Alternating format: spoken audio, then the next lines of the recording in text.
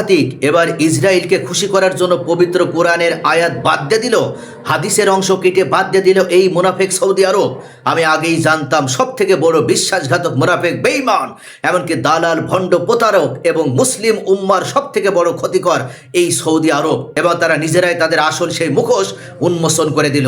অন্যদিকে ইরানের পক্ষ থেকে যুক্তরাষ্ট্রকে পারমাণবিক হামলার জবাব কঠোরভাবে দেওয়ার ঘোষণা প্রদান করা হয়েছে।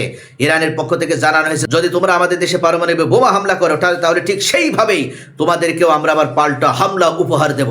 অর্থাৎ এটার মাধ্যমে ইরান বুঝিয়ে দিয়েছে যে তাদের হাতেও পারমাণবিক বোমা আছে। চলুন প্রথমে সৌদির কথা জানি। আজ 19 আগস্ট 2026 সৌদি আরবের কর্তৃপক্ষ দেশটির স্কুলের পাঠ্য বই থেকে একটি বাক্য সরিয়ে দিয়েছে। বাক্যটা ছিল এরকম: মুসলিমরা কখনো জেরুজালেম ছেড়ে দেবে না। অর্থাৎ এই বাক্যটি সরিয়ে দেওয়ার পর ইসরায়েল ভিত্তিক গবেষণা সংস্থা impact institute for monitoring piece and cultural tolerance in school education সৌদির প্রশংসায় পঞ্চমুখ হয়ে উঠেছে। এই বাক্যটি সরিয়ে দেওয়ার পর ইসরায়েল ভিত্তিক গবেষণা সংস্থা impact institute for monitoring piece and cultural tolerance in school education তারা সৌদির প্রশংসায় পঞ্চমুখ হয়ে উঠেছে। অথচ এই একটি মাত্র আয়াত, এই একটি মাত্র বাক্য আমাদের মুসলিমদের হৃদয়, আমরা কখনো আমাদের হৃদয়ে রক্ত থাকা পর্যন্ত এই জেরুজালেমের দাবি আমরা ছেড়ে দিতে পারি না। অথচ সৌদি আরব তারা আজকে ইসরায়েলের কাছে বিক্রি হয়ে তারা অবশেষে তাদের পাঠ্য বই থেকে এই আয়াতটি পর্যন্ত সরিয়ে দিল। তারা কোরআন হাদিসকে আর পরোয়া করতে চায় না। তারা এই মুহূর্তে সব থেকে বড় কাফের হিসেবে তারা নিজেদের পরিচয় দিল। ইম্প্যাক্টসি জুলাইয়ের শেষ দিকে সৌদি পাঠ্যক্রমের পর্যালোচনা প্রকাশ করে। সেখানে তারা উল্লেখ করেছিল এই বাক্য সরিয়ে দেওয়া খুবই ইতিবাচক পদক্ষেপ, কারণ এই বাক্যটি জেরুজালেমকে মুসলিমদের অধিকারের স্থান হিসেবে দেখাতো এবং ইসরায়েলের সঙ্গে সংঘাতেরও ইঙ্গিত প্রদান করত। তারা আরও দাবি করেছে যে পাঠ্য বই থেকে ইহুদি বিদ্বেষ হিসেবে যেসব বিষয়কে তারা চিহ্নিত করেছিল সেগুলোর সব উদাহরণই এখন সরিয়ে ফেলা হচ্ছে।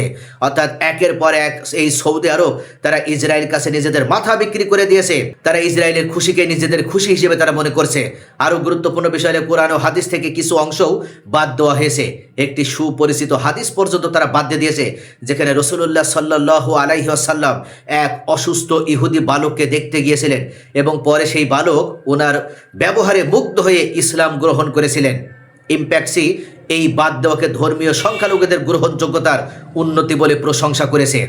অর্থাৎ এভাবেই মূলত সৌদি আরব ইসরায়েলের ফাঁদে পড়ে তারা নিজেদের মুসলিম জাত সৌদি আরব ইসরায়েলের ফাঁদে পড়ে তারা একের পর এক কোরআন এবং হাদিসের আয়াতগুলোকে এবং বাক্যগুলোকে তারা নির্মূল করে দিচ্ছে, পাঠ্য বই থেকে উঠিয়ে দিচ্ছে। ইতিমধ্যে ইসরায়েল যুক্তি দেখিয়েছে, এখন শিক্ষার্থীদের আর শেখানো হচ্ছে না যে অবিশ্বাসের কারণে অভিশাপ বা শাস্তি হতে পারে।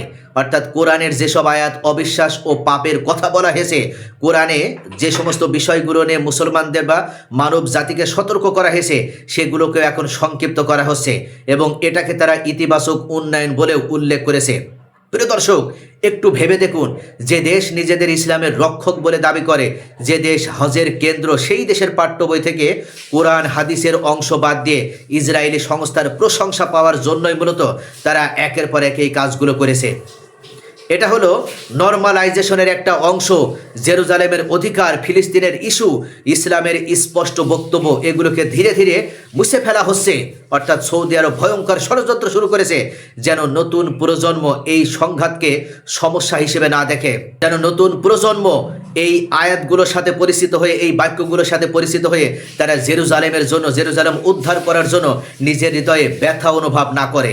আর এই ঘটনার মাধ্যমে সৌদি আরব অবশেষে ইসরায়েলের সব থেকে বড় দালালি শুধু নয়, তারাও মূলত নিজেদেরকে ইহুদির বংশধর, ইহুদির বাচ্চা হিসেবে, এমনকি ইহুদির পোষ্য কুকুর হিসেবে তারা নিজেদের প্রমাণ দিল।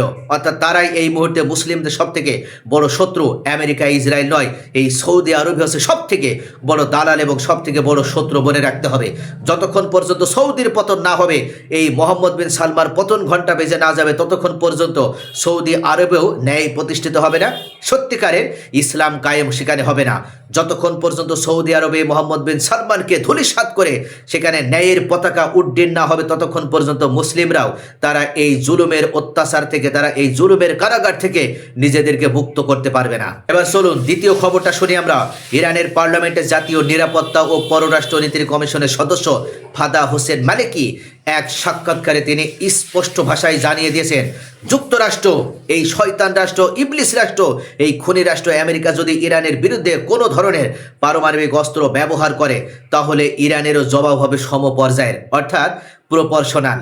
কি মনে করেছো তোমরা ইরানে বোমা হামলা করবে, পারমাণবিক বোমা হামলা করার পর তোমরা মনে করছো নিজেদেরকে রক্ষা করতে পারবে? না, ইরান আগে থেকে প্রস্তুতি নিয়ে রেখেছে, তোমাদের দেশেও এবার বড় ধরনের বোমা হামলা করার মাধ্যমে তোমাদেরকে উড়িয়ে দেওয়া হবে। এমন সাহস তোমরা কখনো দেখাবে না যে ইরানে পারমাণবিক বোমা নিক্ষেপ করার। তাহলে মনে রাখবে, ইরানও কিন্তু সমপর্যায়ের হামলা করার মাধ্যমে তোমাদের White House, New York, Washington, ক্যালিফোর্নিয়াকে একেবারে মৃত্যুপুরীতে পরিণত করবে। এমনকি ইরানের পক্ষ থেকে বলা হয়েছে যে এ ধরনের পদক্ষেপ বিশ্বকে বিপজ্জনক এক যুদ্ধের দিকে ঠেলে দিবে। তবে যদি এমন কিছু হয় তাহলে ইরানও জবাব দেবে এবং সেই জবাব হবে ব্যবহৃত অস্ত্রের ধরনের সঙ্গে সামঞ্জস্যপূর্ণ। মানে কি? মানে স্পষ্ট করে তিনি জানিয়ে দিয়েছেন ইরানের কাছে পারমাণবিক অস্ত্র আছে। শুধু পারমাণবিক অস্ত্রই নাই, ইরানের হাতে একাধিক বিকল্প রয়েছে। এমনকি অনেক সামরিক সক্ষমতা এখনও প্রকাশ করাই হয়নি।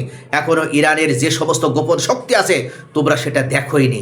যুক্তরাষ্ট্র যাই ব্যবহার করুক, ইরান তার জবাব দেবে। সমপর্যায়ের বা তার থেকেও বেশি মাত্রায় তারা এই জবাবটা প্রদান করবে।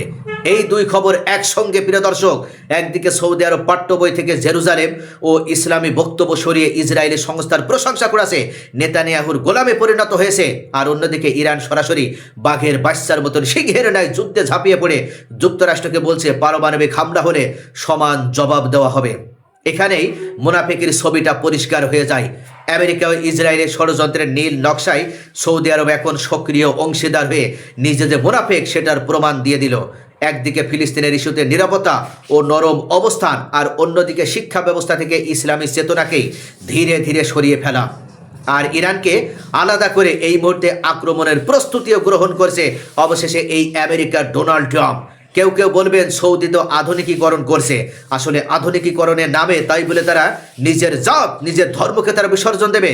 ভীষণ 2030 সাল আছে, কিন্তু আধুনিকীকরণের নামে কোরআন হাদিসের অংশ বাদ দিয়ে ইহুদি সংস্থার প্রশংসা পাওয়া, নেতানিয়াহুর প্রশংসা পাওয়ার কোনো আধুনিকীকরণ নয়। এটা হলো নীতিগত ত্যাগ।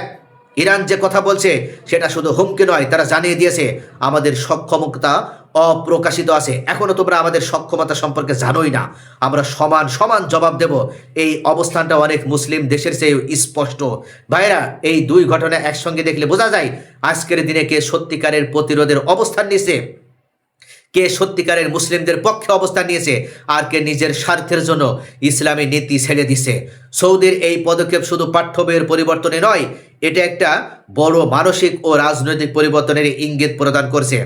অর্থাৎ তারা এই মুহূর্তে আমেরিকা এবং ইসরায়েলের গোলামে পরিণত হয়েছে, তাই সেটারই তারা ইঙ্গিত প্রদান করলো। আর ইরানের কথা শুধু সামরিক নয়, এটা একটা নীতির ঘোষণা। তো প্রিয় দর্শক, আপনাদের কি মনে হয় সৌদি আরব পাঠ্যপুস্তক থেকে কোরআন এবং হাদিসের এই আয়াতগুলো বাদ দেওয়ার মাধ্যমে তারা কি সত্যি যে মুনাফিক এটার প্রমাণ দিল এবং তারা ইসরায়েলের নীল নকশাকে একে একে বাস্তবায়ন করছে? আপনাদের মূল্যবান মতামত কমেন্টে জানান। আর ইরানের হাতেও কি সত্যি পারমাণবিক বোমা আছে? আপনাদের মতামত কমেন্টের মাধ্যমে জানান। আর ভিডিওটি ইনফরমেটিভ মনে হলে লাইক, কমেন্ট, শেয়ার করে পাশেই থাকুন।